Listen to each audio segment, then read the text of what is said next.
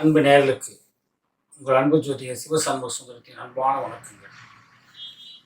அன்பு நேயர்களே, இந்த 2025ஆம் ஆண்டு ஆங்கில புத்தாண்டு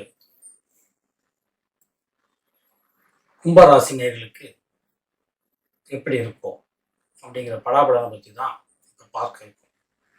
அன்பு நேயர்கள் அனைவருக்கும் இந்த 2025ஆம் ஆண்டின் புத்தாண்டு நல்வாழ்த்துக்கள். இந்த கும்ப ராசியில் பிறந்தவங்களுக்கு இந்த 2025ஆம் ஆண்டு ஒரு சிறப்பான ஆண்டாகவே அமைய இருக்கு.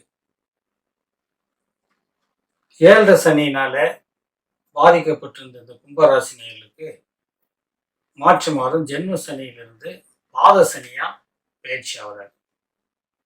அப்ப ஜென்மத்தில் இருக்கும்போது நிறைய கஷ்டங்கள், துன்பங்கள், ஒரு மன வேதனை, நிம்மதியற்ற ஒரு சூழ்நிலை, மனக்குழப்பம், இதுலேயும் தீர்க்கமா எடுக்க முடியாத முடிவு, கணவன் மனைவிக்குள்ள கருத்து வேறுபாடு, பிரிதல், ஒரு புரிதல் இல்லாத ஒரு சூழ்நிலை, சண்டை சச்சரவுகள், அப்பப்போ ஒரு கருத்து வேறுபாடுகள்லாம் நிலவிட்டு வந்ததுன்னா இப்போ கொஞ்சம் விலகி பாத சனியா மாறுது.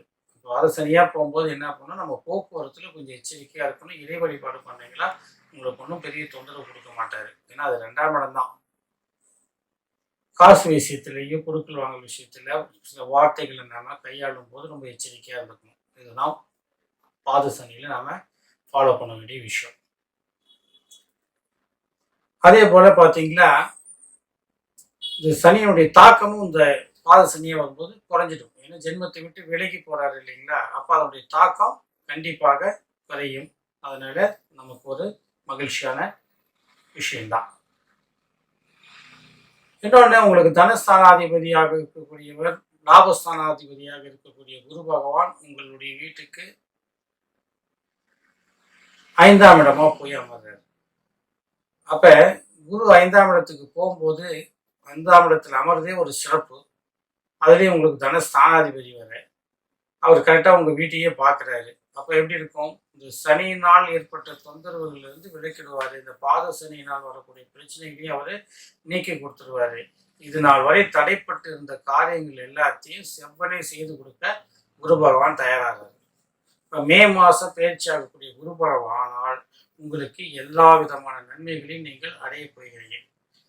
குழந்தைங்களுடைய படிப்பாகட்டும், இல்லை குலதெய்வ வழிபாடாகட்டும், இல்லை உங்களுடைய எண்ணங்கள் ஆகட்டும், இல்லை நீங்கள் செய்துட்டு இருந்த தொழிலாகட்டும், இல்லை அரசு உத்தியோகத்தில் பணிபுரிகிறவங்களா இருந்தால் தடைப்பட்டிருந்த வளர்ச்சி எல்லாம் இனி மாறி ப்ரமோஷனோட வெளிவர போகிறீங்க. நல்ல மதிப்பும் அந்தஸ்தும் உங்களுக்கு கூடி வரும். அரசியல்வாதிகளுக்கு நல்ல மதிப்பும் மரியாதையும் கிடைக்கக்கூடியது. புதிய பொறுப்புகளை நீங்கள் அடையக்கூடிய நல்ல அமைப்பினை நீங்கள் பெறுவீங்க. ஏன்னா இந்த குருவால் உங்களுக்கு அந்த ஒரு நல்ல அனுகிரகம் கிடைக்க இருக்கு. நல்ல பாக்கியமா உங்களுக்கு எல்லாமே அமையும். அதே போல இந்த ராகு 2ஆம் இடத்துல இருந்து ஜென்மத்துக்கு வர்றாரு, கேது 7ஆம் இடத்துக்கு வர்றாரு. அப்ப இந்த 2ஆம் இடத்துக்கு வரக்கூடிய கேதுவாகட்டும், ராகுவாகட்டும், இல்லை இந்த 7ஆம் இடத்துக்கு வரக்கூடிய கேதுவாகட்டும், குருவனுடைய பார்வையினால் அவர்கள் செய்யக்கூடிய கெடுபலன்கள் எல்லாம் உங்களுக்கு சுபபலனா மாறக்கூடிய அமைப்பினை பெற்ற ஆண்டாக இந்த 2025ஆம் ஆண்டு அமையும். அப்ப நீங்க அதுக்கும் பயப்பட வேண்டிய அவசியம் இல்லை. கணவன் மனைவிக்குள்ள கருத்தொற்றுமை வேணும். சின்ன சின்ன விஷயங்கள்லாம் வரும், மனசஞ்சல் இருக்கும், வருத்தம் இருக்கும். ஆனால் அதெல்லாம் அந்தந்த நிமிஷத்தோட மறந்துட்டு ஒற்றுமையாக புரிதலோட வாழுங்க. கண்டிப்பாக உங்கள் குடும்பத்தில் எந்த பிரச்சனையும் வராது. ஒரு சிறப்பான ஆண்டாக அமையும். ஏன்னா 7ஆம் இடத்துல கேது வராது.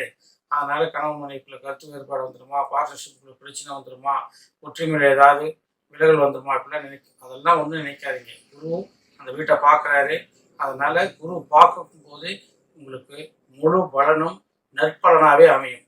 ஏன்னா குரு இருக்கிற இடத்த விட பார்க்குற இடத்துக்கு தான் பலன் அதிகம். அதனால ராகு கேதுனாலே உங்களுக்கு எந்த பிரச்சனையும் வராது. இன்னொரு விஷயம் என்னன்னா, கேது சூரியனுடைய வீட்டுக்கு போகிறதுனால ஞாயிற்றுக்கிழமைகள்ல முடிஞ்ச வரைக்கும் இந்த மாமிசம் சாப்பிட்றவங்க அன்னைக்கு சாப்பிடாம ராகு காலத்தில் விளக்கு போட்டுட்டு வாங்க. சூரிய வழிபாடு பண்ணுங்க. சிவஸ்தலங்களுக்கு போயிட்டு வாருங்க. பிரதோஷத்தை கடைப்பிடிங்க. கண்டிப்பாக எந்த பாதிப்பும் இல்லாமல் இந்த 2025ஆம் ஆண்டு உங்களுக்கு சுபமான ஆண்டாக, ஒரு பொற்காலமான ஆண்டாக அமையறதுக்கு நிறைய வாய்ப்புகள் இருக்குது. அமைய என்னுடைய நல்வாழ்த்துக்கள். நன்றி நேயர்களே.